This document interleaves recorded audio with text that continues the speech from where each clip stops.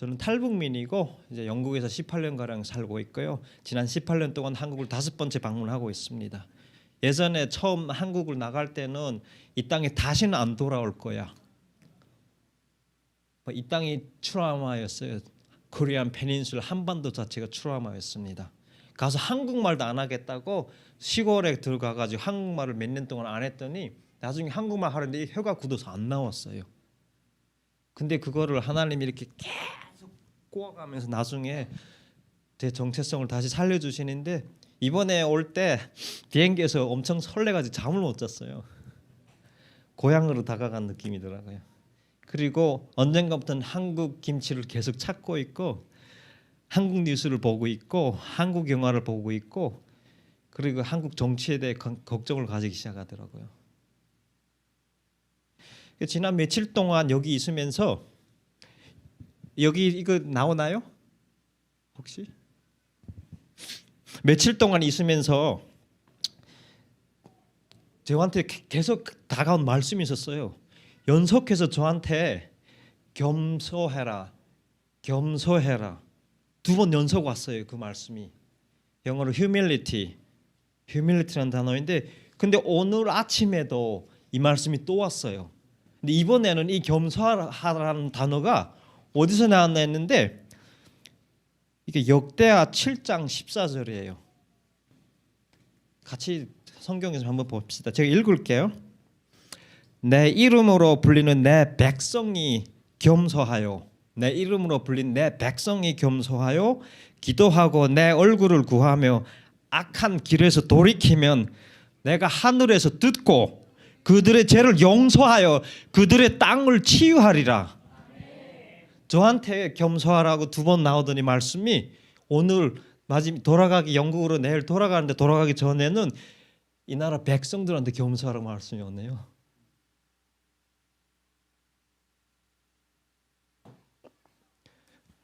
이거 그림 나오죠?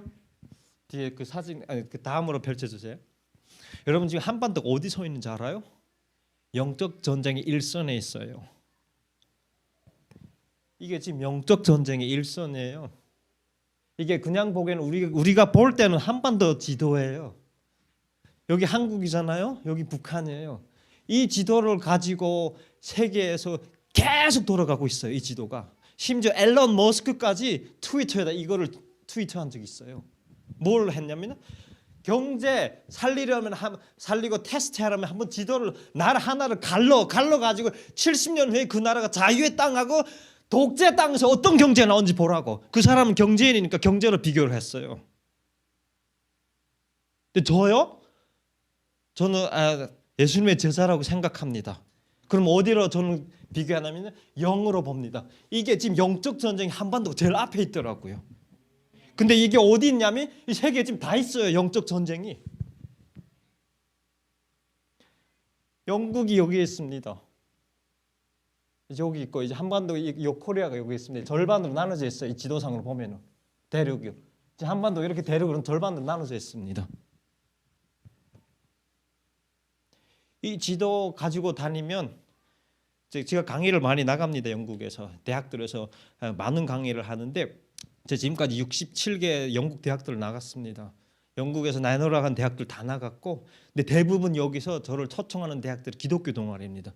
근데 항상 가게 되면은 기독교 크리스찬이 아닌 친구들도 엄청 옵니다. 어떤 친구들한테 물어보면 왜 왔냐고 하면은 북한이라는 나라가 너무 궁금하대요.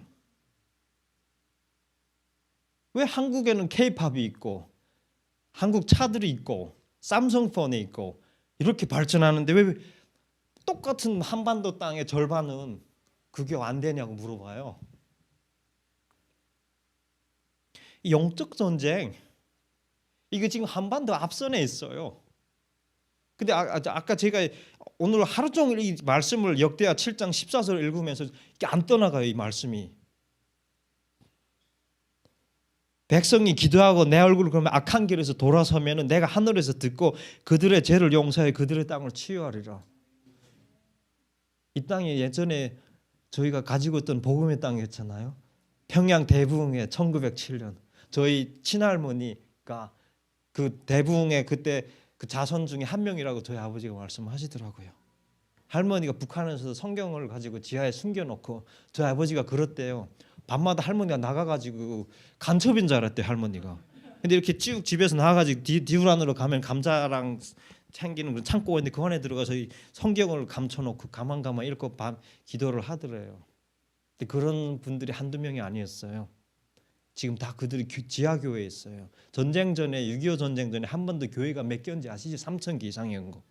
평양에만 해도 대형 교회가 9개가 있었어요. 그 9개 교회 중 절반 이상이 지금 뭐가 된지 알아요? 김일성, 김영kin, 김정일 우상화 동상으로 써여져 있어요. 이게 플립업이 돼야 돼. 뒤집어 버려야 돼.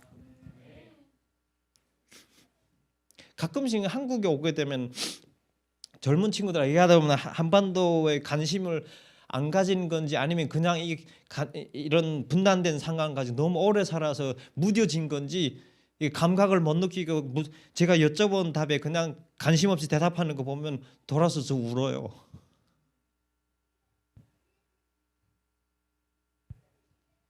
그래서 오늘 제가 가져온 말씀이 이거예요. 이거고 이제 저 요한복음이건 제가 지금 요한복음을 손에 들고 있습니다. 2월달 내내 이 요한복음을 들고 제가 대학교들을 다녔습니다.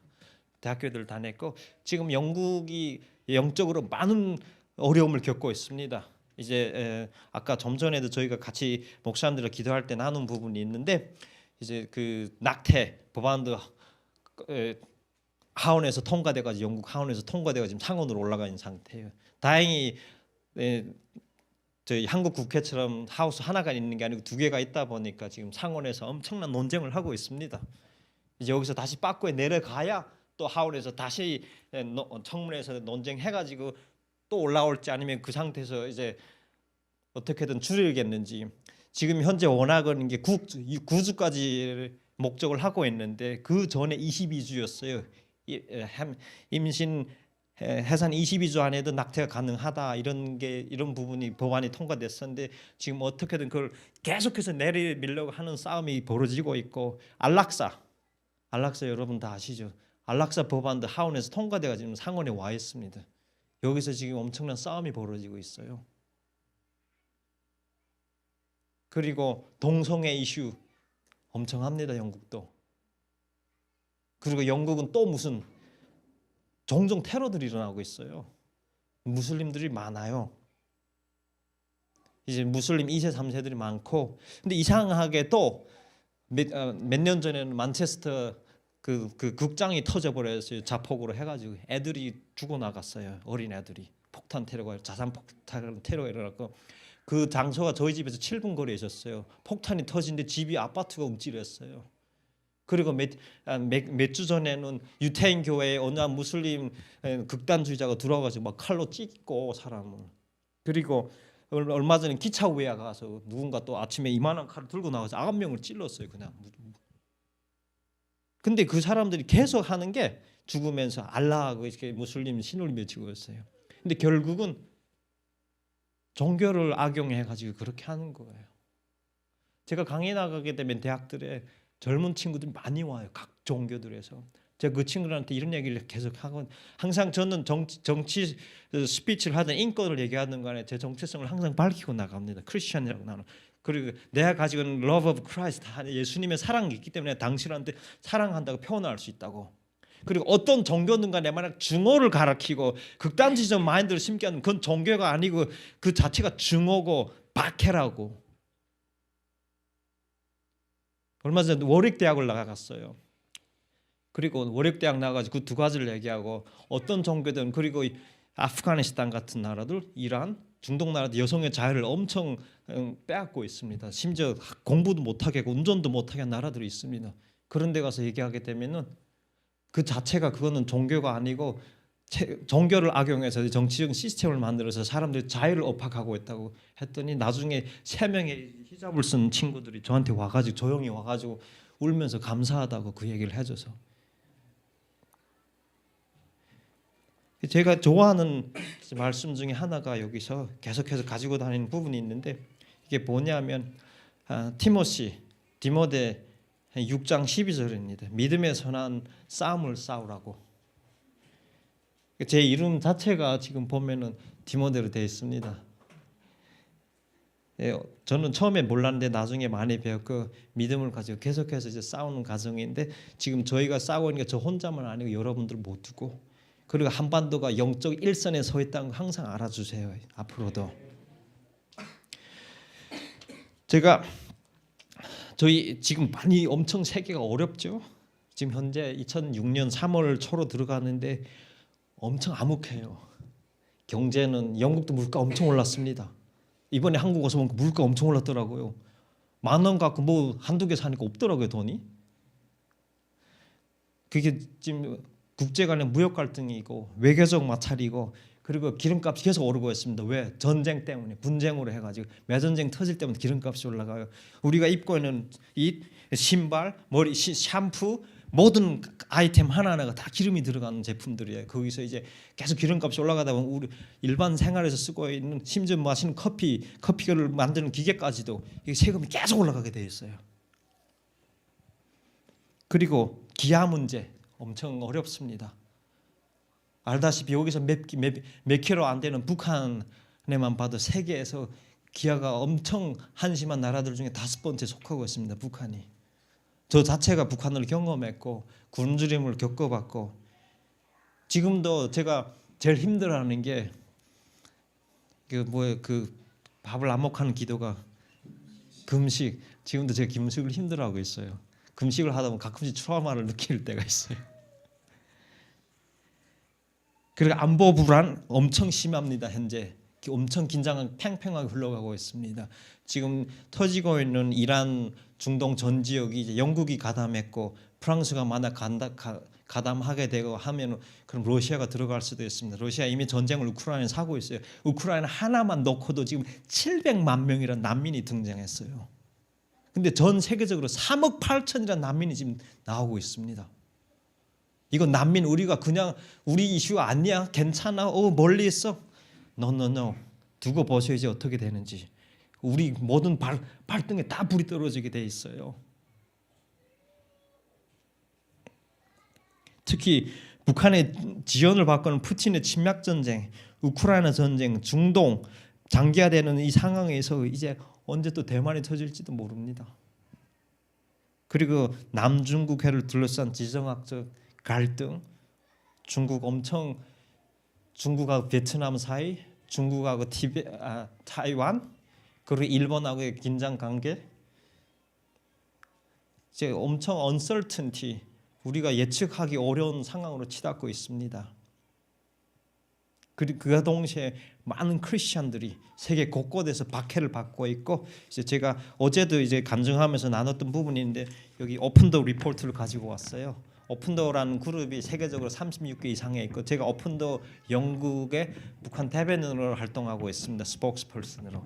올해 1월에 나온 이제 리포트인데 보면 제일 위에 빨간색으로 친 게 가장 위험한 나라들의 크리스천으로서 그 밑에 옐로우 하이라이트된 50개 나라들 안에 3억 8,800만 명이 현재 지금 박해를 당하고 있습니다. 단지 하나님을 믿는다는 이유만으로. 근데 여기서 톱 10, 10개 중간에서 북한이 1위예요. 30년 동안 1위를 차지해. 그거 완전 대단하고 김정은 얼마나 자랑스럽겠어요. 나쁜 거든 좋은 거든 톱으로 가려고 해요. 김정은은 항상. 그리고 근데 여기서 9개 나라들, 그 밑에 나라들 보면은 다 정체성이 있어요. 아프리카 그리고 중동 나라들이에요. 소말리아, 예멘, 수단, 에리트리아, 시리아 다 무슬림 나라들이잖아요. 근데 왜 북한이 넘버 원이에요? 무슬림 나라도 아니고 거긴 종교도 없다고 모두들 생각하고 있는 나라고 그냥 에이시스트 컨트리라고 나라라고 하는데 왜 북한이 넘버 원으로 됐는지 많은 분들이 저한테 물어봐요. 근데 한 가지 시스테마틱 전체적인 시스템을 형성해 놨고 제일 위에 누가 있나? 이제 김씨 가문이라는 신을 형성해 놨어요. 그 C.S. 루이스 책에 나니아라는 책에 이런 부분이 있어요. Cursed land, 저주받은 이 땅에 winter persists, 겨울은 계속되고 있다. No Christmas. 엄청 차가워요. 그 땅이 어둡고 저주를 받은 상황인. 그때 북한을 비교했어요. 그리고 1948년 조지 오웰 애니멀 팜, 동물들 왕국이라는 책을 봐봐요. 북한을 너무 그대로 형상해놨어요. 그리고 UN Council General Assembly Resolution 책이 있어요. 이 리포트가 있어요. 작년 12월에 또다시 다른 하나의 레졸루션을 통과시켰는데 연속해서 북한이 인권, 사회, 정치, 문화 모든 게 톱으로 나왔어요. 19년째 연속해서 UN에서 이걸 발표하고 있어요. UN 인권이사국도 똑같고 종교도 넘버 종교 박해도 1위, 인권도 1위, 정치 박해도 1위, 모든 게 1위, 톱 다 톱으로 가고 있어요. 그게 여기서 불과 얼마 안 떨어진 한반도 땅에서 벌어지고 있어요. 우리가 북한은 적게 있어 그냥 알아서 괜찮 그대로 그냥 유지하게 살게 해. 어차피 우리는 다른 나라 땅에 젊은 세대들이 특히 이런 생각을 할 수도 있는데 그거 잘못된 생각이에요. 계속 끌려갈 수밖에 없고 계속해서 짐처럼 끌려가고 끌려오고 돼 있어요. 여기서 지도를 펼쳤을 때 한국 얘기를 해봐요. 북한이 그대로 따라가요. 북한 얘기해봐요. 한국 그대로 따라갑니다. 언제까지 이 쇠사슬을 우리가 끊지 못하고 계속 서로 끌려갈지. 아마 이제 이제부터의 몫이 여러분들 몫이에요. 이제 3세 4세대 몫으로 들어갑니다. 제가 북한에서 태어났을 때 이미 감옥 같은 전체주의 감옥이 형성돼 있었어요. 북한에 어쩔 수가 없었어요. 제가 나중에 이런 생각을 했어요. 부모님 세대들한테 왜 이런 땅이 만들어지게끔 허락을 했냐고. 저희 할아버지 세대 때부터 허락을 해놓았고 그 가정에 부모님 세대는 아예 얽매여 가지고 헝거 게임을 만들어 버렸고 저희 세대부터는 아예 태어나자부터 눈을 감아야 되고 입을 닫아야 되고 귀를 막아야 했습니다.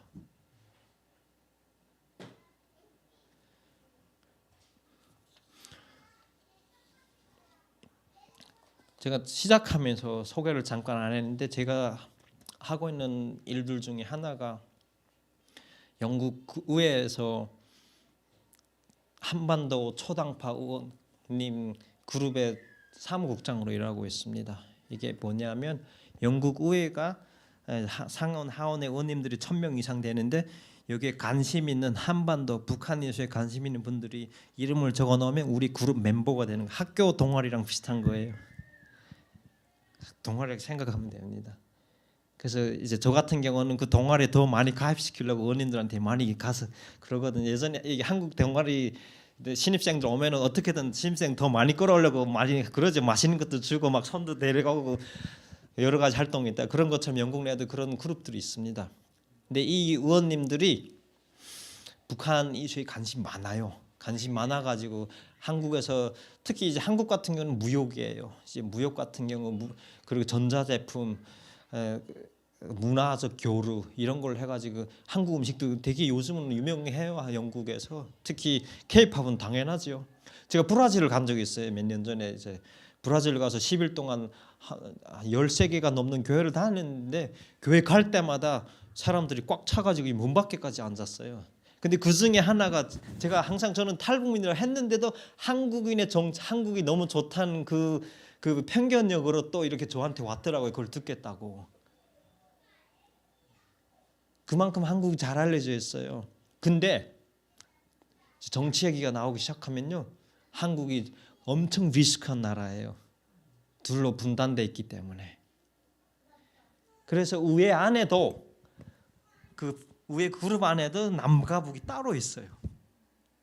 남쪽 그룹은 그게 초당파 의원님 관련 그룹 남쪽 그룹은 무역에 집중하고 저희는 인권과 안보에 집중하고 있습니다. 대사관도 나눠져 있어요. 평양에 하나 있고 그리고 영국에도 대사관이 형성돼 있어요. 그래서 제 역할이 의원님들 자문을 해드리는 거예요. 어떨 때는 제 자문에 따라 가지고 이제 리스크를 만들어 버릴 수도 있어요. 한국을. 심지어 무역을 우리가 저하시킬 수도 있어요. 그 자문을 해가지고. 그런 것 때문에 제가 하는 일에 대해서 영적인 지혜를 많이 구하고 있습니다. 네, 이런 부분들을 제가 작년부터 시작해가지고 올해도 한국 교회 와서 간증하고 나눌 수 있고 기도 제목을 같이 공유할 수 있어서 너무 감사하고요. 아직까지도 영국 의회에 보면은 한국 출신 의원님들을 배출해내지 못했습니다.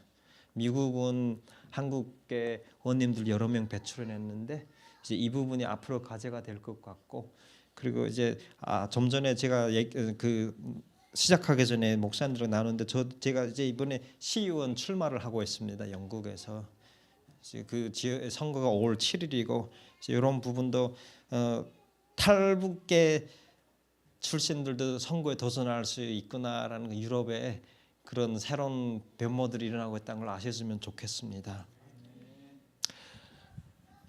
잠깐 넘겨주세요 스크린을. 이걸 이제 잠깐만 제가 갈게요. 걸쳐서 작년에 방문했어요. 작년에 방문했는데 여기 제가 가지고 있는 이 리포트 중에 Crimes Against Humanity는 UN 인권 리포트가 있어요. 여기 몇 천몇 명, 거의 10,000명 되는 분들이 테스티모니를 했어요. 혹시 이 부분 이 중간에서 인권이나 정치 공부하고 계시는 분들이 국제관계와 공부하고 계시는 분들이 있으면 제가 말씀드리고 싶은 거 항상 테스티모니, 퍼스널 스토리, 간증에 집중해서 달라고 부탁하고 싶습니다. 이 아우슈비츠 아시죠? 히틀러 만행으로 이루어진 100만 명 이상이 이 캠프 안에서만 죽었어요. 근데 엄청 많은 심지어 아기들조차도 고문도 안 받고 그냥 가스를 퍼부어 가지고 굴뚝에서부터 안고 있다가 애들은 질식해 죽고 그냥 도착한 대로 옷을 벗기고 샤워시키고 이 가스 여기 넣어가지고 죽였어요. 근데 북한에 이거 있는 거 알아요? 북한이 지금 생물학 폭탄을 5,000톤 이상을 보유하고 있어요. 예를 들어서 김정남 살해 사건 때 생물학 웨폰을 쓴 거 아시죠? 그 얼굴에다가 뿌렸어요. 그리고 그 이후도 지난 28년 동안 70건 이상의 그런 케이스들이 있었어요. 암살되는 케이스들이. 심지어 립스틱을 갖다가 이렇게 옆에다 볼에다 긁어놨는데도 그걸 내가서 몇 시간 있다 죽는 케이스도 있었어요. 근데 이거 신체를 가지고 죽은 사람이나 산 사람으로 한 거예요. 여기는 사람을 죽였어요. 신발 이쪽도 일부 남겨진 그런 잔여물들이고 애들 신발도 엄청 많아요. 걷고 있는데 세계에서 가장 큰 무덤을 걷고 있는 느낌이었어요. 3일 동안 잠을 못 자고 이제 울증도로 많이 힘들은데 다녀와가지고 들어봤더니 탈북민 케이스로는 제가 제일 먼저 왔다고 하더라고요. 그동안 함부로 이제 도전하기 힘든데요, 저기가. 근데 여러분 만약에 북한에 이런 게 몇 개나 있다고 생각이라도 해본 적이 있을까요, 저희가? 이란의 사건들이 지금 터지기 전에 많은 이들이 죽었어요. 하루에 막 1만 명씩 죽어나갔어요. 이제 데모가 시작되면서 이란 사람 알동가도 유엔에 종이 그 들고 와가지고 막 히잡 벗고 그 독재자 사진 불태우고 하면서 울면서 난리를 데모를 세계적으로 이어가고 있었어요. 왜냐하면 볼 수가 있었기 때문에. 근데 북한이라는 나라는 정보 봉쇄 모든 것을 다 봉쇄해놨어요. 사탄이 제일 먼저 다가가는 게 뭐냐요? 다 분리시켜 놓는 거, 봉쇄시켜 놓고. 근데 독재자들 지난 1000년 동안의 독재자들 한번 다 유심히 지켜봐봐요. 똑같은 패턴으로 들어와요. 이쪽으로 왔던 이쪽으로 왔던 다 막아버립니다. 눈을 가려버려요. 길을 꽁꽁 블록헤이드 하는 거예요. 이렇게 막아버립니다. 만약 대한민국에 그런 상황이 현재 증상이 보인다고 생각하면은요, 우리 깨어나야 돼요. 진짜로. 다음으로 넘어가죠. 이제 잠깐 제가 이제 제 간증도 잠깐 여기다 이제 포함되고 있는데요. 이제 아우슈비츠를 사진을 내가 여기서 강조한 이유 중에 하나가 이게 그냥 인권 유린이고 독재자의 부분이라고 생각하시던데 어찌 보면 여기 영적인 전쟁이 심하게 들어갔었어요. 이게 나중에 지금 분단된 한반도에도 계속해서 이어지고 있습니다. 그래서 제가 오늘 준비한 말씀 중에서 제가 이 부분을 어제도 제가 같이 공유했는데 다시 한번 말씀드리고 싶은 부분인데, 로마서 12장 21절에 이렇게 얘기합니다. 악에 지지 말고 선으로 악을 이기라는 말이 있어요. 여기서 악을 이긴다는 것은 악을 거부하거나 피하는 것이 아니라 이 선이란 영적인 무기를 통해 가지고 악을 압도하고 제압하는 것을 성경에서 얘기하고 있더라고요. 그 선이 인간이 만드는 정의가 아니고 하나님이 보여주신 의하의 사랑, 그리고 진리의 본질, 곧 예수 그리스도의 희생적 사랑과 구원의 은혜의 뿌리를 두고 있습니다. 특히 사도 바울이 항상 강조하고 성경에 많이 나오는 부분인데, 믿음, faith. 이 faith가 중심에 자리 잡고 있으면 로마서 1장 17절에 사도 바울이 이렇게 선포합니다. 의인은 믿음으로 말미암아 살리라. 그리고 처음부터 끝까지 오직 믿음으로 이루어진다고 말씀하고 있습니다.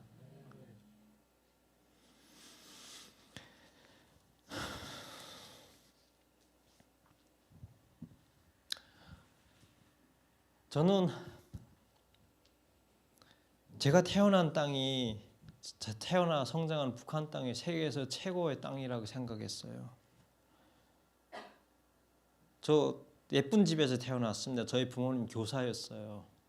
태어났을 때 많은 사랑을 받았습니다. 아버님이 역사교사였고 어머님은 수학교사였고 저희 지역에서 엄청난 존경을 받았고 사랑을 받았는데, 그 가정에 또 뭐가 있었냐면 세뇌가 있었습니다. 근데 그 세뇌를 저는 어릴 적부터 너무 잘 받아가지고 믿었고, 김일성이 진짜 김씨 가문이 저한테는 신적인 존재였고 할아버지 같았고, 새벽에 일어나서는 학교 때 유치원 때랑 그 동상에 가서는 열심히 엄청 깔끔하게 닦고, 학교에 가게 되면 그게 자랑이 돼가지고 애들 앞에 박수 치는 게 너무 좋아가지고 막 김일성을 향해 가지고 저 이렇게 좋은 일 했습니다 하고 신나했어요. 근데 내가 태어난 순간부터 그렇게 누군가를 위해서 세뇌가 되었고 신처럼 존재하고 예배하고 있다는 걸 몰랐어요. 저 북한 떠날 때까지 그 김씨감을 향해서 계속 예배를 했습니다. 제가 하나님을 이제 처음 접했을 때 상해 감옥에서, 그때 처음 이제 기도하는 방법을 제 옆에 있던 어느 한 그 깡패 아저씨, 감옥에 있던 그 아저씨가 가르쳐줘서 기도를 하기 시작했을 때 제가 계속 울더라고요. 하나님을 모르면서도 기도하는데 아멘 아멘 할 때마다 기도 속에서 계속 울었어요. 나중에 왜 제가 울었는지 이제 영국에서 있는 동안 생각을 해봤는데, 하나님을 몰라서 그때 그렇게 울었나 봐요. 하나님을 모르는 상태에서 다른 누구를 향해서 계속 제가 예배를 하고 워십하고 했더라고요. 하나님한테 회개하는 눈물이었더라고요. 그때 당시. 북한에서 부모님이 먼저 탈출하시고 나가지고 이제 혼자서 제가 10살부터 살아남게 되었습니다. 이제 그 가정에 학교도 갈 수 없었고 10살부터 반역자의 아들이라는 이런 누명을 쓰고, 그리고 공부를 하고 싶어서 혼자서 땅에다가 이제 막대꽂이를 가지고 한글을 공부한 훈련하던 기억들도 있고, 그리고 그 가정에 밥을 빌어 먹으면서 옆에서 같이 빌다가 굶어 죽어 나간 친구도 있고, 기차에 매달려서 왔다 갔다 하며 빵통에서 자고 한 적도 있고, 여러 가지 경험했습니다. 배가 고파 남의 배추밭에 뛰어들어와서 생배추를 가득 먹고 설사를 너무 해가지고 일어 못 난 적도 있고, 그러면서도 북한을 떠날 생각을 안 했어요. 왜냐하면 신처럼 믿고 있던 김씨 가문이 있다고, 어떻게든 나는 부모들이 죄를 지었다고 생각했어요. 그 죄를 내가 갚아야 된다고 대신해서. 군대 갔을 때도 군대에 나 못 나갔습니다. 동원부에서는 부모가 배신했다고 안 내보내줬어요. 심지어 제가 이런 말을 했어요. 아버지가 배신했지 않냐고, 내가 대신에 죄를 갚겠다고. 근데도 결국 못 나갔고, 여기서 그때 처음으로 느껴졌던 게 배신감이었어요. 그래서 탈출을 경험하게 됩니다. 바깥 세상을 몰랐습니다. 바깥 세상이 어떻게 이루어지는 것도 몰랐고, 그 안에서 북한이 김씨 가문이 리드하는 북한은 최고의 나라로 알고 있었습니다. 처음으로 이런 국경을 넘었어요. 저기가 북한 쪽입니다.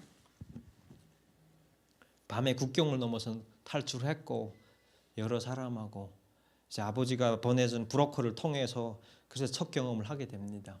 밤에 건너서 무사히 건넜고 너무 쉽더라고요. 30분밖에 안 걸렸어요.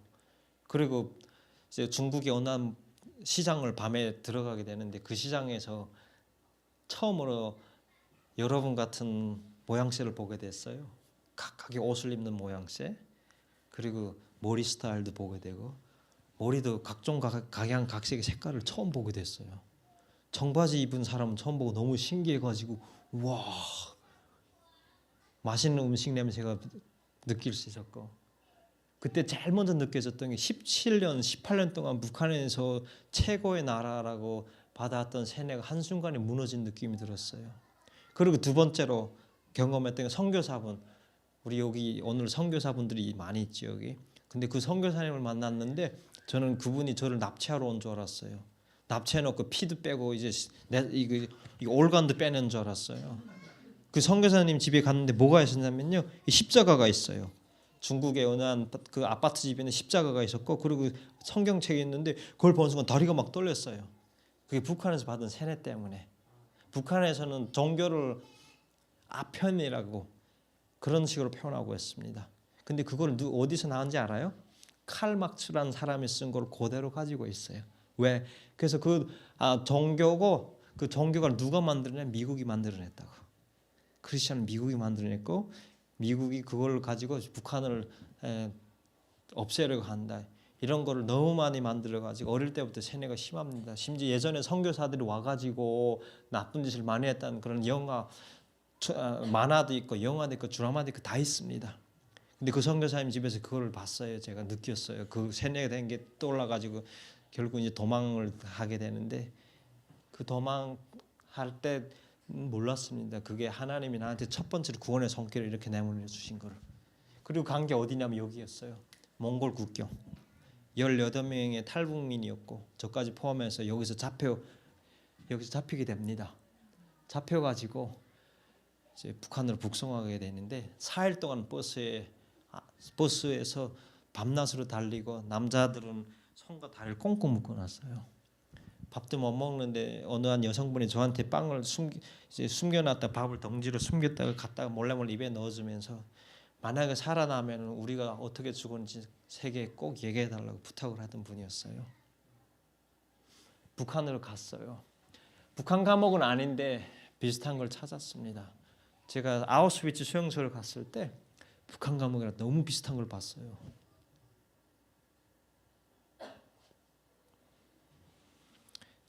이게 어떠한 어느 한 유태인 현장에서 살아남은 중원자가 이런 말을 한 적이 있어요.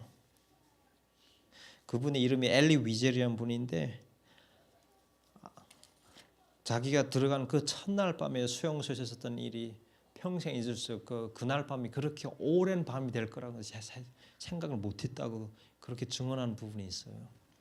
근데 지금 보니까 그때 들어가서 첫날 수감됐던 그 북한 감옥이 저한테는 평생의 트라우마로 오늘 여기서도 증언할 거라고 생각해 본 적이 단 한 번도 없고, 아마 평생 제가 안고 가야 될 짐이라는 걸 지금은 느끼고 있습니다. 그 지하로 돼서 내려가는 감옥에 감방마다 꽉 차 있었어요. 도착했을 때 우리한테 이름을 못 부르게 이름이 없다고 했고, 그리고 번호가 다 주어졌어요. 저한테도 그때 100 몇 번이라는 번호가 주어졌고, 근데 그게 번호가 몇백 개가 있었어요. 그만 각 갇혀 있는 사람마다 자기 번호를 가지고 있었고, 근데 여기서 이제 방이 삐좁은 방 안에 다들 이렇게 쪼그리고 앉아 눕지도 못하고 등을 의지하고 자는데, 제가 너무 피곤해서 쪽잠을 딱 자고 새벽에 일어났는데 등이 너무 무거워서 이 아저씨 막 이렇게 쳐내는데 이 아저씨가 탁 넘어지는 거예요. 죽어 있더라고요. 진짜 무거웠어요. 진짜 무겁고, 지금도 그 아저씨 등이 막 눈에 이렇게 얼렁거리고 눈을 감고 생각하면은, 근데 등에서 피가 흐르는 흔적도 있었고, 이제 오기 전에 이미 고문을 받은 상태고, 이렇게 해서 시체를 끌어내갔어요. 다리를 이렇게 하나씩 들고 줄줄줄 꿇어서 복도를 걸쳐서 나가는데 그때 제가 생각해서 나도 이렇게 죽겠구나. 밤이면 엄청 많은 비명 소리가 들려요. 거기 있으면. 그리고 임산 중국에서 트래피킹 돼가지고 팔려가지고 이제 임신해서 온 분들이 많아요. 근데 그런 아기들은 북한의 피를 이제 오염한다고 그 아기를 다 죽이는데 약 아니면 이제 피지컬 바이올런스로 그 아기를 모두 다 낙태시켜요.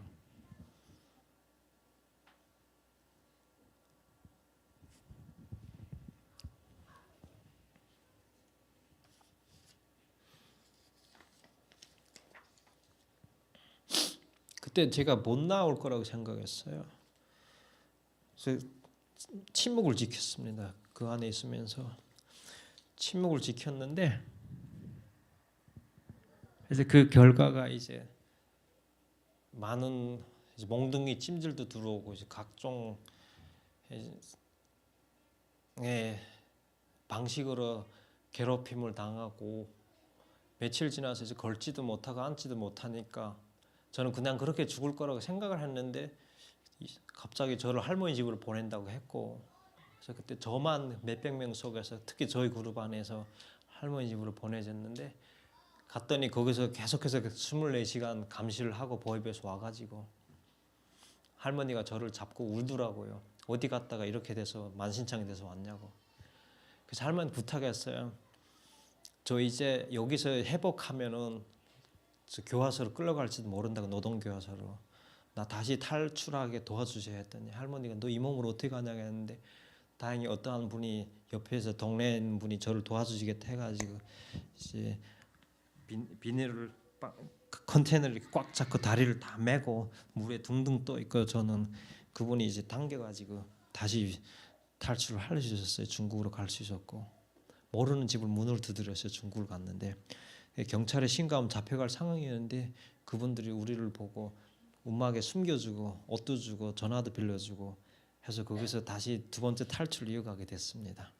근데 두 번째 탈출 때는 이제 여기를 가가지고 상해 학교입니다. 여기가 담장을 뛰어넘어 들어갔어요. 나 9명이서 그렇게 해서 학교를 들어갔는데 결국 학교도 이제 외교적인 빌딩이 아니고 일반 학교다 보니까 저희를 보호하지 못한 상태에서 이제 다시 중국 공안에 들어온 상황인데 잡혀서 어디로 갔냐면 여기로 갔어요. 상해 외국인 구치소입니다. 여기가. 이 사진은 유엔에서 제가 감옥에 있던 걸 형성해가지고 유엔 앞에 크게 붙여놓던 걸 제가 여기다 가져왔는데 이제 네 번째 감옥행이 됐어요. 이때 당시가 아직도 제가 18세였고 제가 11살 때 북한에 있을 때 사용하는 걸 보게 됐어요. 북한은 공개 처형을 자주 합니다. 그걸로 해서 주민들한테 어떻게든 공포심을 넣어야 되기 때문에. 근데 공개 처형할 때면 지역 주민들을 이제 몰아서 다 보게 해요. 애들을 앞에 앉히게 하거든요. 저도 그때 10살인가 10살인가 된 살에 돼서 그 앞에 두 번째 라인에 앉아서 이렇게 쳐다봤고 그 아저씨가 총살된 이유는 3명의 여성분들이 교회를 가게 해가지고 교회를 가가지고 그 여성분들이 이제 약이랑 가지고 북한으로 돌아왔는데 그게 발각됐고 그 아저씨의 범죄는 간첩이었고 정치 범죄로 해서 처형됐는데 경찰 사형수 3명이 나와가지고 경찰 3명이 서가지고 각 한 사람도 총알 3발을 가지고 총알이 9발이 3발씩 이렇게 3군데로 들어가는데 이 부분들 그런 게 이제 저는 상상하고 있었어요. 이제 상해 감옥에서 두 번째 북송되게 되면 나도 이렇게 죽겠구나 하고. 그래서 그때 계속 울고 있었어요. 매일 상해 감옥에서 이제 어떻게 죽는다는 생각으로. 근데 그 감방 안에 여러 명이 같이 있는 동료 죄수들이 있었어요. 제가 제일 나이가 어렸는데 그 중에 한 명이 한국인 깡패 아저씨가 있었어요. 이제 각 나라마다 있었고 종교가 있었어요. 근데 이 깡패 아저씨가 저한테 와가지고 한국말로 왜 이렇게 계속 우냐고 물어봤어요.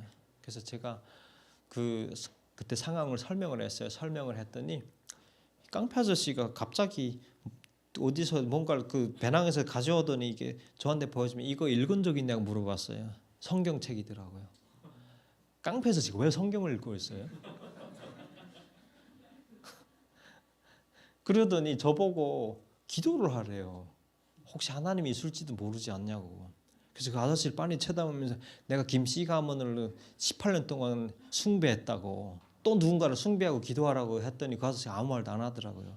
그래서 그때 처음으로 결정을, 더 이상 이제 잃을 것도 뭐 우재할 것도 없으니까 하나님한테 기도하기로 마음 먹었습니다. 마음 먹었는데 기도를 할 줄 몰랐어요. 그래서 아저씨한테 기도 어떻게 합니까 했더니 그 아저씨가 소원을 말하고 아멘 하면 된다고 했어요. 그래서 그때 제일 먼저 떠올랐던 기도가 하나님 저 안 죽고 싶지 않습니다. 아멘. 그게 처음으로 제가 한 기도였습니다. 22년 전에 감옥 안에서. 그리고 하나님 저 북한으로 돌아가고 싶지 않습니다. 아멘. 하나님 저 감옥에서 나가게 해주세요. 아멘이 이만큼 됐어요. 진짜 여기 속에서 다 나온 말이었고, 그렇게 밤낮으로 기도하는데 기도를 하는 순간부터 자꾸 눈물이 나오더라고요. 근데 그 눈물 속에서 제가 잠을 청하게 되고 그 눈물 속에서 의지를 하다 보니까 그게 이제 밧줄처럼 잡고 있는 느낌이 들었어요. 진짜 많이 기도했습니다. 많이 기도하고 진짜 하나님 있을 거라고 확신할 정도로. 근데 아무 연락이 없는 거예요. 몇 주가 지나가는데. 그래서 깡패 아저씨한테 가가지고 하나님 없다고, 너 당신 아저씨 나한테 거짓말했다고 했어요. 제가 막 울면서. 그러다가 제가 다시 기도한 게 뭐냐면 이런 생각이 들더라고요. 진짜 하나님 있는지 없는지 한번 봅시다 하고 하나님한테 당신이 진짜 있다면 저한테 자유를 주세요. 그러면 제가 하나님한테 제 삶을 바치겠습니다. 하지만 북한으로 북송돼 죽었다면 당신이 이 세상에 없다고 부인하겠습니다 했어요. 똑같이 기도를 했어요. 마지막 날까지. 2명의 외교관이 이제 저를 방문하러 온 순간까지, 처음에는 북한으로 가는구나 했는데 나가봤더니 2명의 외교관 아저씨가 와 있었고, 이제 한국인 아저씨하고 외교관이었고 외국인 아저씨가 있었는데, 중국에서 우아한 결정을 내렸다고 이제 저희를 필리핀으로 추방하기로 했다고 외교관 여권을 주어가지고, 이제 이 케이스가 처음이자 마지막 케이스가 됐는데 3만 5천인 탈북민 그 숫자 안에서. 그리고 두 번째 그 스토리 배경을 얘기해 주는데, 이제 그때 저희가 이 학교에서 잡혔을 때 어린애들이 엄청 많이 뛰쳐나왔습니다. 9명이 저희가 담을 쌓다 보니까 이제 경찰들 막 끌어가지고 심지어 이제 폭행까지 하게 되는데, 이 애들이 어찌할 바를 몰라서 막 발을 구르면서 울고 있었어요. 선생들도 서서 울고 있고. 근데 그 중에서 13살짜리 학생이 기자한테다가 이메일을 보냈더라고. 그 기자가 일본에 있었는데 그 이메일을 받자마자 학교 측에 문의를 해서 상황을 듣고, 그리고 이제 국제 이슈화를 기자단에 요청을 해가지고 CNN, BBC, 워싱턴 포스트, 독일, 한국, 다음 스크린 넘겨주세요. 이제 그쪽으로 뉴스가 나가기 시작했어요. 여기 보면 이 동아일보 기사도 그때 당시에 나온 기사가 있어요. 2004년도 기사이고 CNN이 있고, 그리고 학교 측에서 그때 상황을 보낸 스테이트먼트인데, 13살짜리가 왜 그때 그런 이메일을 보냈는지 저 지금도 이해를 못하겠습니다. 지금도 그 친구를 찾고 있고요. 제가 만나면 감사하다고, 그리고 어디서 살고 있는지 이름도 모릅니다. 하나님이 하신 일 우리가 예측할 수 없지요. 미친 깡패 아저씨인 줄 알았는데 저를 전도하거나, 그리고 기도하는데 어린애가 갑자기 이메일을 기자한테 보낸다거나, 세계가 나와가지고 중국 대사관 앞에서 막 데모를 하고. 그래서 저희가 이제 상해 공항으로 해서 필리핀으로 추방을 당하게 됩니다. 도착했더니 필리핀 경찰이 가득 와가지고 저희를 이렇게 둘러싸고 있었습니다. 혹시 북한에서 테러할까봐. 그리고 한국 국정원이 왔어요 거기에. 그리고 저희를 호송해가지고 데려간 게 한국 비행기가 저희 9명 때문에 기다리고 있더라고요. 근데 어디로 갔나 했는데 1등석으로 저희를 자리를 마련해 주더라고요. 하나님 마련해 준 비즈니스석이었어요 그때. 이제 그걸 타고 한국으로 왔고, 나중에 몇 개월 있다가 저는 영국으로 가는 선택을 하게 됐는데, 필리핀 왔을 때 저희한테 그 외교관들이 그랬어요. 선택할 수 있다고, 어느 나라든 갈 수 있다고. 그래서 이제 영국으로 가게 된 계기가 되는데, 감옥에 있었던 일들이 지금도 안 잊혀집니다. 하루하루가 엄청 길었고, 그리고 철창을 잡고 종종 울면서 바깥을 그려본 적도 있어요. 그나마 유일하게 한순간 어느 순간에라도 그 감옥에 있다는 걸 깜빡했었던 게 있었다면 축구 게임이었어요. 그 이후부터 제가 만체스터 유나이티드 팬이 됐는데, 그 상해 감옥에서 유일하게 제가 진짜 처음으로 그렇게 모든 걸 내려놓고 봤던 게 맨유 축구였어요. 그래서 지금 만체스터에서 살고 있고요. 박지현 선수 팬이 됐고 그 이후로. 근데 그 자유란 두 글자를 찾아내는데 엄청난 희생이 들어가는 걸 제가 배웠습니다. 그 과정에. 여러분, 우리 아까 한반도가 둘러 나눠져 있는 지도를 봤잖아요. 근데 그 절반 땅 사수한데도 우리가 엄청난 희생이 들었어요. 제가 이번에 와 있는 기간 동안 실향민 분들 열 몇 명이 저한테 왔었습니다. 이분들 제 손을 잡고 울더라고요. 우리는 이제 더 이상 고향 못 갈 것 같다고. 얼마 안 남았잖아요, 그런 분들. 근데 그분들이 한 분은 함흥부두 그 수송선 나올 때 거기에 어머니 배에 있다가 저기 한국 쪽에 도착해가지고 태어났다고 하더라고요. 남북한 합쳐서 300만이 죽었어요, 전쟁 때 희생으로. 그리고 그 한반도 절반의 자유만을 찾으려고 또 엄청 많은, 심지어 외국의 나토 병사들도 많은 희생을 치렀고, 제가 있는 영국이 두 번째로 많은 파병을 내보냈습니다. 8만 명. 제가 첫 번째 선거 출마를 했을 때 일이었습니다. 저는 모르고, 이제 영국은 선거 방식이 집집마다 문을 두드려요. 여기서는 아파트가 문 두드리면 큰일 난다 하더라고요, 후보들이. 근데 어느 한 집을 제가 문을 두드렸을 때 할아버지가 이 지팽이를 잡고 나왔어요. 근데 그 할아버지가 저를 잠깐 제 얘기를 듣더니 저보고 내가 어디서 이 다리를 이렇게 됐냐고 물어보더라고요. 이제 80이 넘은 할아버지인데, 그래서 저는 모른다고 했더니 할아버지가 한국 전쟁 52년 전 나가서 다리를 잃었다고. 그리고 또 어느 한 할아버지, 어느 한 집을 갔을 때는 한국 전쟁 피해자 유가족이었는데 부모님들은 돌아가셨고, 근데 그 다 일기장을 갖고 있는데 51년도 저기 압록강까지 나갔는데, 그분이 그 아빠가 살아난 이유 중에 하나가 밤에 너무 화장실을 매려가지고 잠깐 나간 사이에 돌아왔는데 그 부대가 전 부대가 다 멸살됐더라고, 중공군에 가지고. 그분들 한반도 절반을 위해서 희생한 게 아니고 전체 한반도 자유를 위해서 희생을 했어요. 근데 아직까지도 이제 둘로 나눠진 상황이고, 영국도 종종 이런 표현을 합니다. Unfinished business task. 아직도 끝나지 않은 전쟁이고 싸움이라고. 저는 전쟁을 못 겪었지만 최악의 인권 유린을 경험했습니다. 종교 박해를 보았고, 성경을 읽었다는 이유로 해가지고 머리를 내리쳐가지고 머리에서 피가 이만큼 막 물어앉을 정도 있고, 그리고 성경을 읽었다는 이유로 해가지고 나오자마자 포로 수용소, 정치범 수용소에 데려가는 걸 받고, 교회로 사람들 보내서 총살하는 걸 받고, 그래서 지금 제가 활동가가 되었습니다. 제 활동하는 정체의 중심에는 종교 박해입니다. 왜냐하면 종교 박해, 하나님을 믿는 이유로 종교 박해를 당하는 것 자체가 인권 유린이기 때문에. 영국에 처음에 왔을 때, 여기서 제가 이제 조금 더 얘기를 하고 제가 마치겠습니다. 영국에 처음 왔을 때 제가 이런 생각을 했었어요. 영국에 가면 자유의 땅이니까 더 이상 기도를 안 해도 되겠구나. 2008년도에 영국을 딱 도착했는데 이제 아무것도 모르고 갔어요. 영어도 못하고 단돈 몇 푼 주머니에 넣고 갔는데, 그래서 그때 도착했는데 다시는 이런 자유의 땅에 왔으니까 이제는 기도 안 해도 되겠지 이런 생각으로 이제 정착을 시작했습니다. 영어를 배우기 시작했고 이제 교회 나가서 거기서 자원봉사도 하고 이제 노숙자들 향해서 그리고 이제 검정고시 자격을 따고 수능을 보고 대학을 가고 이제 대학을 정치를 공부하게 되었습니다.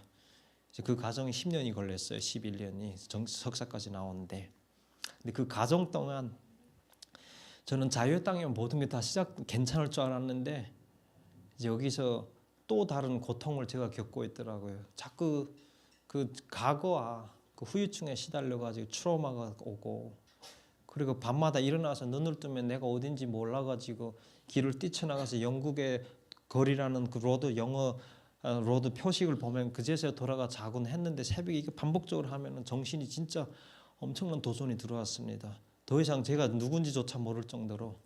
근데 그때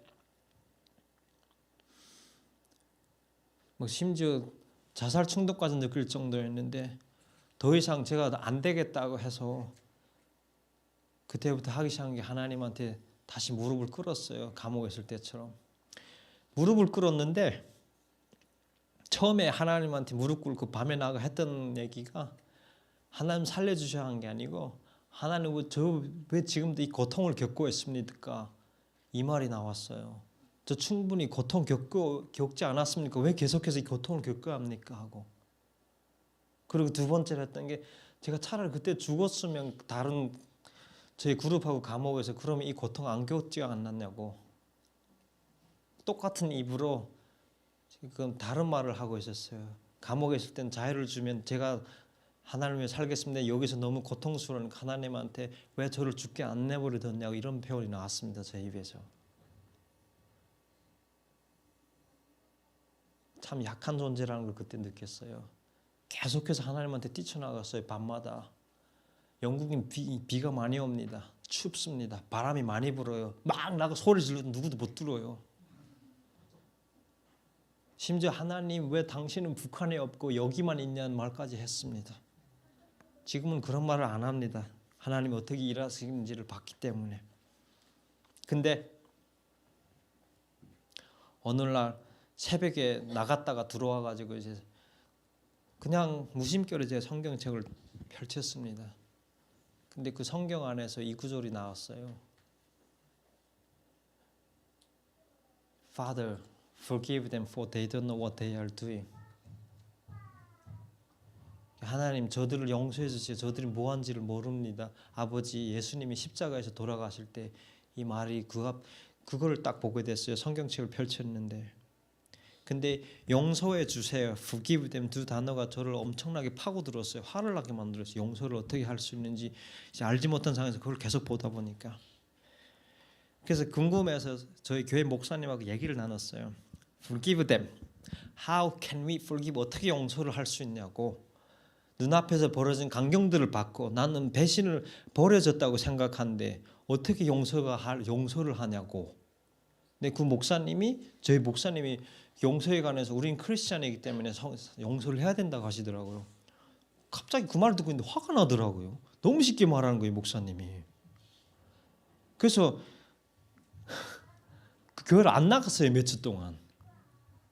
며칠 동안 안 나갔다가 결국은 갈 데가 없어서 또 하나님한테 갔어요. 하나님 이거 용서에 대해서 모르겠으면 가르쳐 주셔야 했는데 하나님 계속해서 보여준 게 예수님이 십자가 이제 달린 당하시는 모습을 계속 보여줬어요. 그래서 예수님에 대해서 공부를 하기 시작했어요. 더 알아야겠다. 예수님 젊었고 엄청난 힘을 가지고 있는 하나님의 아들로서 근데 왜 십자가에 못 박혀 죽으시고 그 가정에 이제 용서를 해달라고 했는지 하나님도 똑같이 핍박을 당했어요. 고문을 당하고 사람들한테 사람들은 예수님 향해 침을 뱉고 근데 그 가정을 보는데 예수님이 잘못한 게 하나도 없는 거예요. He was preaching good news. 좋은 뉴스. He was preaching good news into captives, darkness, suppressed. 어둠에 갇혀 있고 몸부림치고 자유를 모르는 그들한테 가서 하는 예수님이 계속해서 복음을 전하는 사랑의 복음을 전하는 거예요.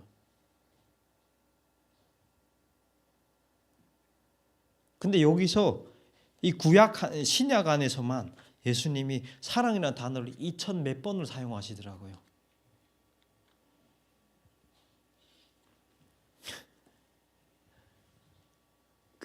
마음에 온 게 그제서야 제가 뭘 느꼈냐면 하나님의 사랑이 모르고 그 사랑의 존재가 뭔지를 몰랐기 때문에 지금 어둠이 여기 꽉 차 있는 거예요. 이 안에 바늘 들어갈 구멍도 없어가지고 여기에 꽉 차가지고 제가 지금 어둠에 끌려가지고 왔다 갔다 하고 있었어요. 만약에 그 비교점이 한반도에 있다면 어떻게 했을까? 요즘 그런 생각도 해봅니다. 우리가 지금 북한의 어두움을 해가지고 계속 한반도 왔다 갔다 끌려다니고 있는 상황이라면 영적 전쟁 안에서 교회를 갔습니다. 목사님한테 가서 Pastor, I want to declare forgive. 용서를 하겠다고. 일단은 마음을 먹어서 용서를 구체적으로 더 알지도 못한 상황에서 용서를 해보겠습니다. 그래서 저희 교회 성도들 앞에서 I forgive you. 제일 먼저 용서를 한 게 저희 부모님이었어요. 저는 부모님 엄청 미웠어요. 이제 10년 만에 제가 아버지를 처음 봤는데 아버지가 아버지인지를 몰랐습니다. 제가.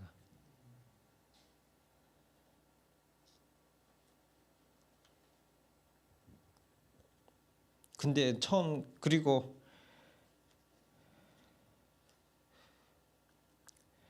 저를 엄청나게 괴롭히던 경찰이 한 명이 있었어요.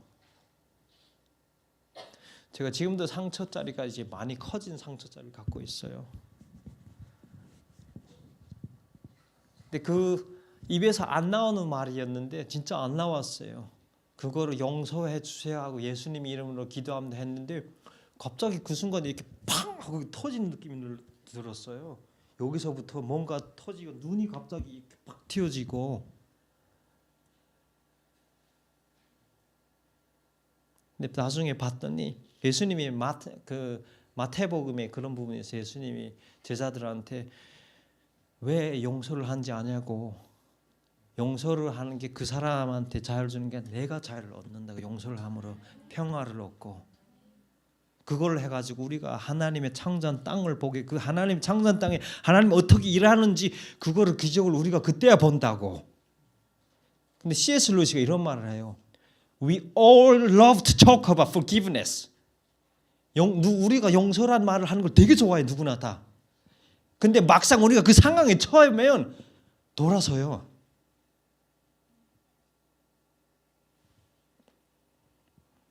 그때 그렇게 용서를 하는 걸 디클레어 하니까 그때부터 뭘 얻었냐면 몸에서 막 기운이 나기 시작했고, 그 다음 저를 향해 다가던 어둠을 향해서 막 치기 시작했어요. 진짜로. 그 다음부터 다르게 보이기 시작했어요.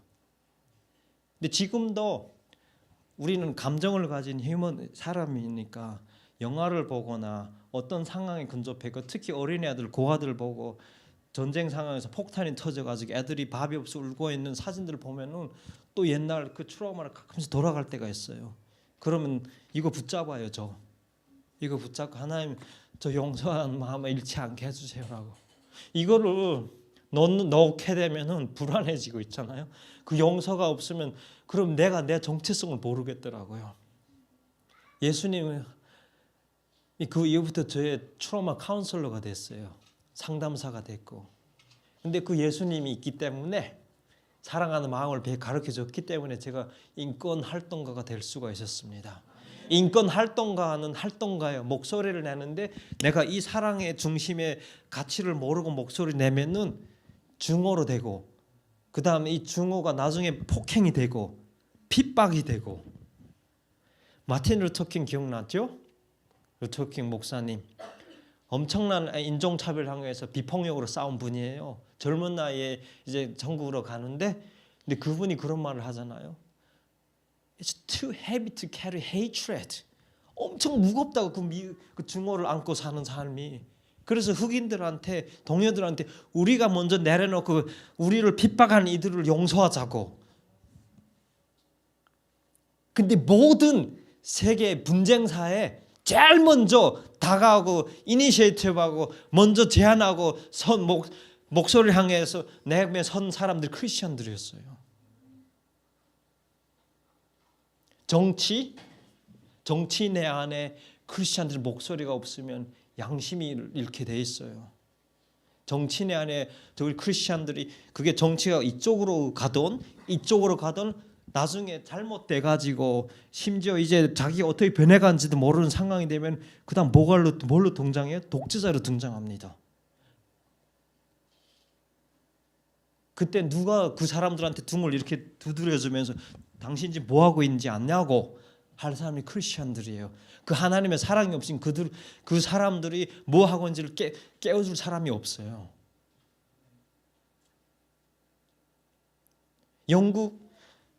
영국이 십자가를 들고 다녔어요. 그래서 세계를 제패하게 되잖아요.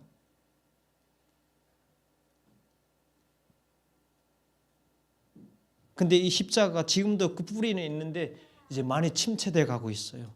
그러니까 지금 어떤 상황이 오나요? 지금 영적인 전쟁이 엄청 막바지까지 가고 있는 상황으로 오게 있습니다. 그래서 제가 영국에서 북한 인권 활동가이기도 한데 어찌 보면은 자유의 가치를 수호하려고 지금 영국 내 안에서도 그런 활동가를 활동하는 미셔너리로 돼 있어요. 영국 내 안에서. 사랑도 몰랐고 그리고 아빠 엄마라는 의미도 몰랐습니다. 그리고 인권이 뭔지도 몰랐습니다. 대학 꿈도 꿀 수가 없었습니다. 북한에 있을 때. 영국이 최고의 땅에 대해서 제가 거기 가서 대학을 할 수 있는 게 아니었어요. 자유민주주의라는 기회가 있습니다. 선택권이 주어졌습니다. 성경에서 시작하는 게 뭐냐? 하나님 우리한테 제일 먼저 주는 게 선택이에요. 그 선택의 뒤에는 이제 결과가 따르게 되어 있습니다. 또한.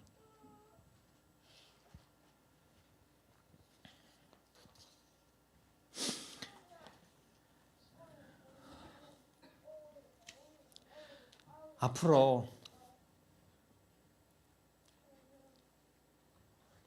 영국하고 한국이 지금 가는 상황이 비슷한 상황이라고 생각합니다.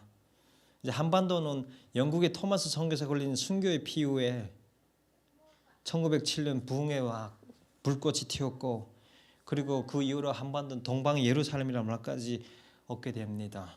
근데 지금 그 북한 땅에 깊은 고통과 어두움이 가려져 있고 그렇지만 그 땅을 위해 기도하는 이들도 있습니다.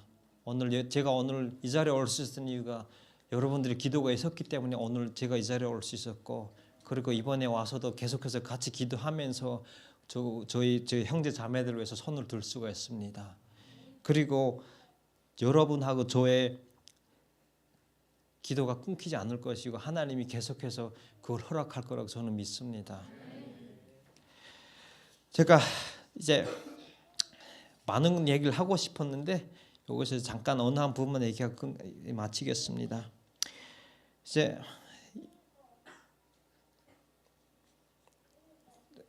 영국의 윌리엄 윌버포스 아카데미라는 그룹이 있습니다. 윌리엄 윌버포스 아카데미라는 그 성경 프로그램이 있는데 이 프로그램이 뭐냐면 섬기는 자들을 더 많이 우회라 퍼블릭 오피스들에 보내는 거예요. 그래서 지금도 그런 프로그램이 영국에 있습니다. 저도 그런 프로그램을 수행하게 됐고 1년 동안 그 프로그램을 통해 가지고 지금 국회로 들어가게 됐어요. 이젠 그 졸업생들을 한 600 몇 명을 배출했는데 여기서 한 절반 이상이 지금 보좌관을 일하지 않으면 공무원 심지어 의회에서 당선된 의원님들도 있어요.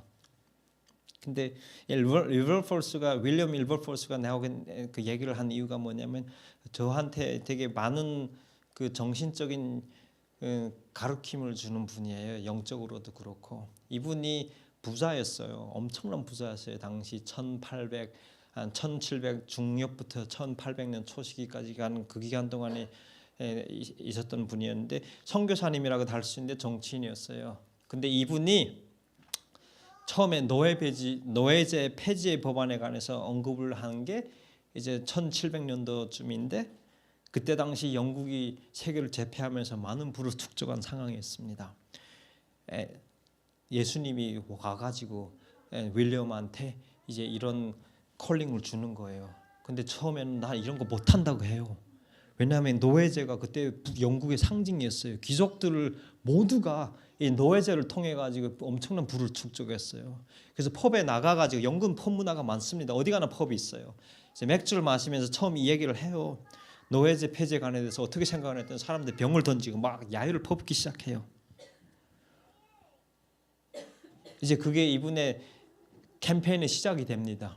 이제 캠페인을 40년 동안 하게 되는데 이제 그 과정 동안 엄청난 고통이 따라오게 됩니다. 이 부분에서 심지어 이 부분을 암살하는 시도까지 들어오고 그리고 그 과정 동안 영국의 프랑스 혁명이 일어나게 됩니다. 프랑스 혁명이 일어나면서 모든 걸 뒤집어야만이 노예들을 해방해 줄 수 있다고. 근데 이분이 이래요. 그 같이 이제 투쟁하는 이들한테 우리가 만약 똑같이 프랑스 같은 혁명을 하게 한다면 예수님이 가르치는 방향이 아니라고. 예수님이 이 땅에 왔을 때 죄를 지었다고 해서 그들을 다 몰아버렸냐고. 아니, Jesus came here to fulfill Father's love, God's love. 아버지의 사랑을 그 법률 안에서 이행하려고 왔다고. 그래서 저지합니다. 그 가정의 그룹이 막 쪼개져요.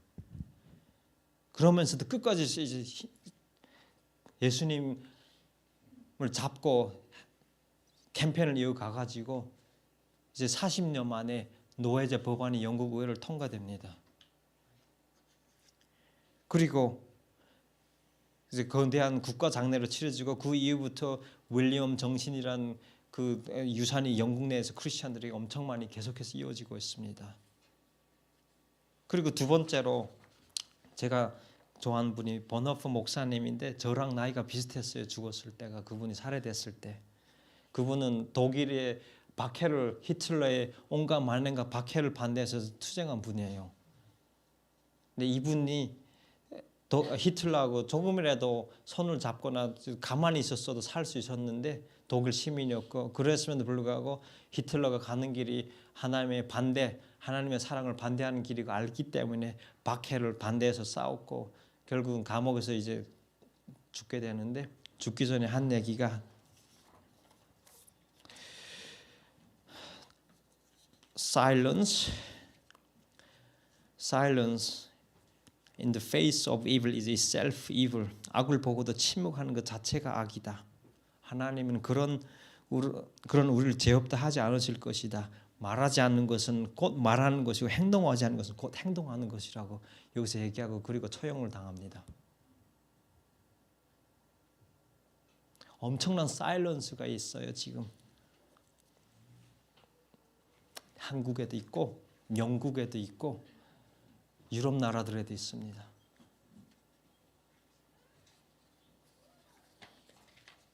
근데 그 속에서도 하나님이 준비하는 이들이 있습니다. 오늘 받고 그리고 제가 캠브리지 대학을 작년에 2월 달에 나갔을 때 기독교 동아리 초청했는데 420명이 참석했어요. 근데 그 대학 내 참석했던 분들 중에서 한 30%는 크리스천들이 아니었어요. 근데 이 젊은 친구들한테 배고픔이 느껴졌어요. 배고픔이 느껴지고 이제 제 간증을 하고 다른 목사님이 요한복음에 설교를 했는데 그 강당이 완전 사일런스로 되고 하나둘 일어나도 무릎을 꿇기 시작했어요. 영국의 교회들이 많이 침체됐어요. 근데 젊은 친구들이 하나님이 준비한 친구들이 돌아오고 있더라고요. 그리고 성경책 팔린 숫자가 증가했어요. 지난 몇 개월 동안. 어떤 나라들은 성경책이 없어요. 근데 대한민국, 영국 성경책이 엄청 많아요. 성경책이 우리가 봤을 때는 이거를 그냥 읽을 수 있는 책이 될 수도 있고 아니면 구절 따라 그대로 이제 이행하려고 자기를 강요할 수도 있어요. 근데 이 성경책 안에 저희 삶이 있더라고요. 저는 오늘도 읽었고 어제도 읽었고 며칠 전에 읽었는데 제가 처음에 시작할 때 이렇게 생각이 시작했잖아요. 저한테 자꾸 겸손하라고 해요. 근데 오늘 세 번째 날에는 그 겸손가 백성을 향해서 주시더라고요. 메시지를. 어찌 보면 한반도에 하나님이 주는 메시지가 하나님 향해 무릎을 꿇으려고 하는지도 모르는 것 같아요. 평양 대붕이 일어났을 때 많은 이들이 무릎을 꿇었어요. 하나님한테.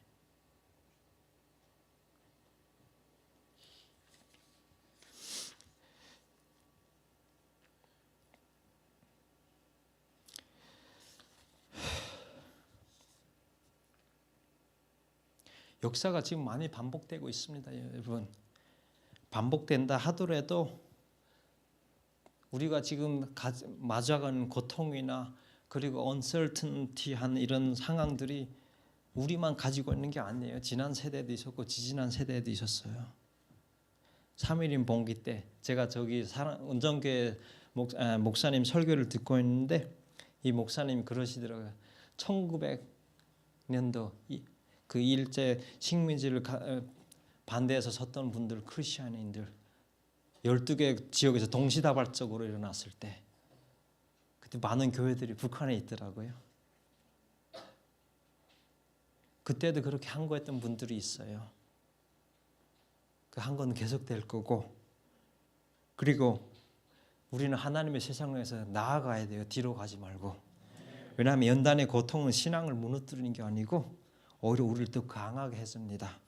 그리고 그 고통은 과거와 현재, 미래를 아우르며 하나님께서 언제나 우리와 함께 하신다는 사실을 강력하게 증언해주고 있습니다.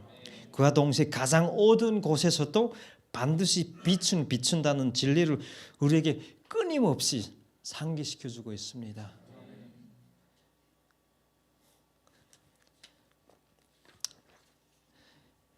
싸움 멈추지 않을 거예요. 여러분, 저도 싸움 멈추지 않을 거고 여러분도 싸움을 멈추지 않을 거고, 그리고 그 믿음의 선한 싸움이고 그 악을 선으로 이겨낸 정의의 여정이라고 생각합니다.